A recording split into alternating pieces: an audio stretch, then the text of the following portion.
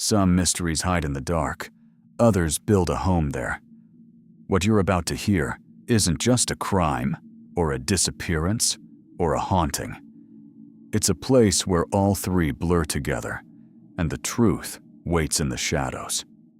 Leaving Pine Ridge should have ended the incident, but the forest didn't stay in the forest. The signs began within hours, subtle at first, then unmistakable.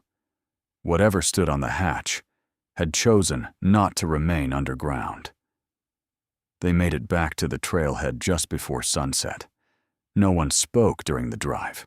No one looked in the rearview mirror. But all four of them felt the same thing.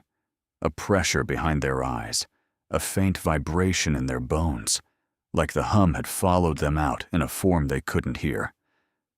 That night, Mark was the first to notice something wrong. He heard footsteps outside his house, slow, deliberate, the same cadence they'd heard above the hatch. When he looked through the blinds, the street was empty. But the footsteps didn't stop. They moved around the house, once, twice, then silence. He didn't sleep. Daniel woke to his phone vibrating on the nightstand. No calls, no messages, just a constant, low buzz, the same frequency as the hum. When he picked it up, the vibration stopped instantly. The screen flashed once, then went black.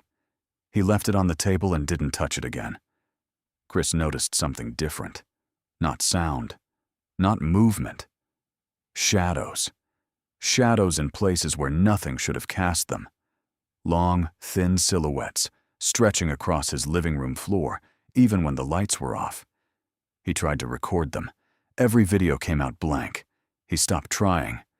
But the worst signs were with Aaron. He didn't sleep. He didn't eat. He barely spoke.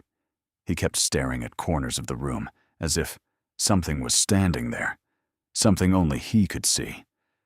When his friends confronted him, he finally admitted the truth. "It didn't follow us," Mark frowned. "Then what's happening?" Aaron's voice was hollow. "It attached to us." The next night, all four of them experienced the same event, separately, in their own homes, at the exact same time. A single knock, not on the door, not on the walls, on the floor. One heavy knock, directly beneath their feet, as if something was under the house, as if something was moving through the ground. Daniel called the others immediately. They had all heard it. The following morning, Aaron woke up with dirt under his fingernails. He didn't remember leaving the house. He didn't remember sleepwalking, but he remembered the hum, clearer than ever. He said, "It's not a sound. It's a direction." Chris asked, "A direction to what?"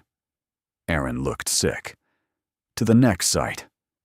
That evening, Mark checked the footprint impressions around the hatch site on his phone, photos he had taken before they left the forest. He zoomed in on one of the prints, then another, then another.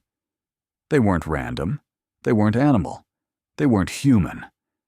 They matched the silhouettes Aaron had described. Tall, thin, elongated proportions. But the worst part wasn't the shape. It was the spacing. The prints weren't walking toward the hatch. They were walking away from it. If this story unsettled you, subscribe and stay close. What comes next goes deeper.